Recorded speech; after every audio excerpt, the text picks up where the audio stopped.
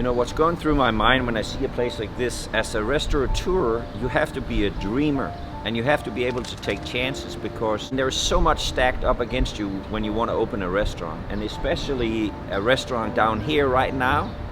You really have to have a vision for what you think is going to happen. You can feel something here. Between the cobblestone streets and old buildings, the close proximity to the river and its history.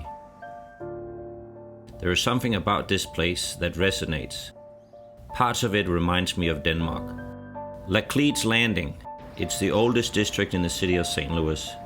Rooted in a past centered on river commerce, St. Louis got its start here on the edge of the largest and most traveled river in the US. In modern times, the landing has served as a melting pot of bars, clubs, and places to eat.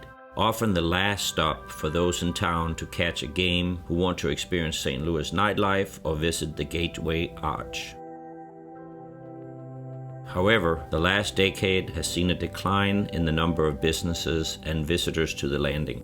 Crime has played a big role in scaring away would-be patrons from the brick-paved streets and once thriving little businesses. Driving from Southern Illinois, I would come up here 20 years ago, and this place was full of people.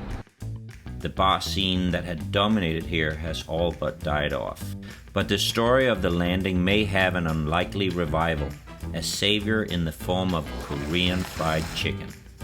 If anything can revive this place, it's food, because food is love. That's what it's all about.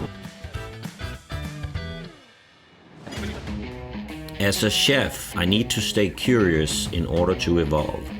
For me, that means looking beyond a great meal to learn more about who made it and what inspires them to cook. Every great city has great food. I'm going on a journey around the world right here in St. Louis to find good food and experience other cultures. I'm on a quest to find passionate chefs who cooks from the heart. Because food is love. It's gonna be delicious. Food is love. Love your food. In the list of things Americans instinctively claim as being generally, well, American, fried chicken probably comes in just under apple pie and baseball. So to hear the phrase Korean fried chicken raises fundamental questions about what makes an American original into a Korean dish. That's where the Kimchi Guys comes into play. They serve a host of Korean options like Korean barbecue and obviously kimchi.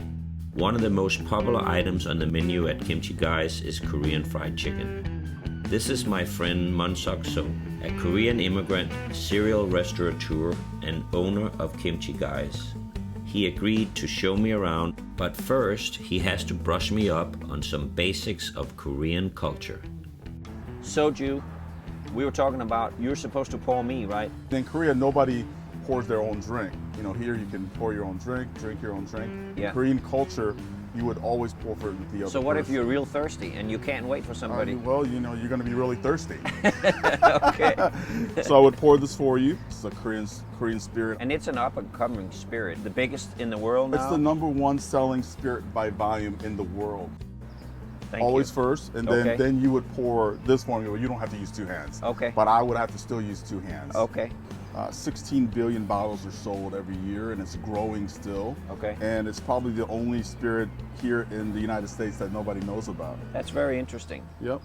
And then when we drink, I would, because you're older and I respect you, I would not drink in front of you. I would have to turn around and drink that. So you can drink Really? the same way. Okay. And so, you know, we would cheer, Yeah. ganbae, and then I would drink this way. In the wake of the success of his drunken fish restaurants in places like Ballpark Village, right outside of Busch Stadium, Munsok recently opened Kimchi Guys in the much less obvious location, and with hopes of it attracting new attention to the riverfront and changing the dynamic of Lacledes Landing. You know, I used to come to Lacledes Landing 20 years ago, and that was the place to be.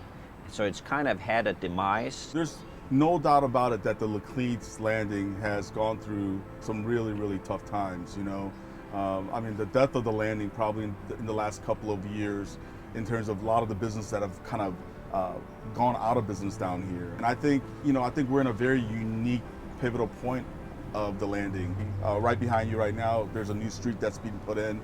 And we're so excited about where the landing is going, you know, with all the renovations that has happened at the Arch grounds, the demolition of the Arch parking garage, putting a park in, new businesses that are being attracted to this area. There's a lot of fun activities that are happening right now that wasn't happening 3 years ago.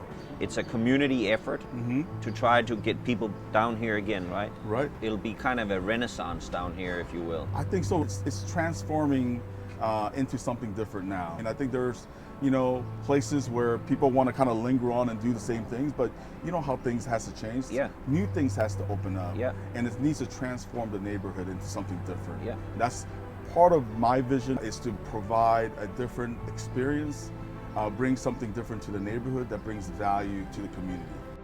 And besides the great food, a big part of the value here is the culture aspect. Munsok is a part of a growing trend in recent years of an influx of Asian Americans to the suburbs of St. Louis. I remember being immigrated here in the 1980s. Korean cuisine was not even talked about, it just wasn't popular. Yeah. And kimchi was probably the stinkiest food in the Korean cuisine, and so not just something that you didn't talk about it, but it was something that you kind of avoided talking about, and so now kimchi is in every trending restaurant, not just here in St. Louis. I think it is the culture that we live in now. People are more willing to try different things. But that's the great thing about being chefs, because we know that that's the connection between us, and how you bridge culture. There's over 50,000 Korean fried chicken shacks in South Korea right now, more than McDonald's worldwide. Trying to bring that level of popularity of Korean fried chicken into the Midwest market is what we were thinking about. So what exactly goes into Korean fried chicken anyway? Some people told me that, well, it is something that was created in the 50s by American soldiers coming to Korea. The military being there and bringing the Southern style fried chicken, and I think a lot of the Korean people adapting or tasting and trying to put their own spin around it. Yeah. The popularity of Korean fried chicken really came about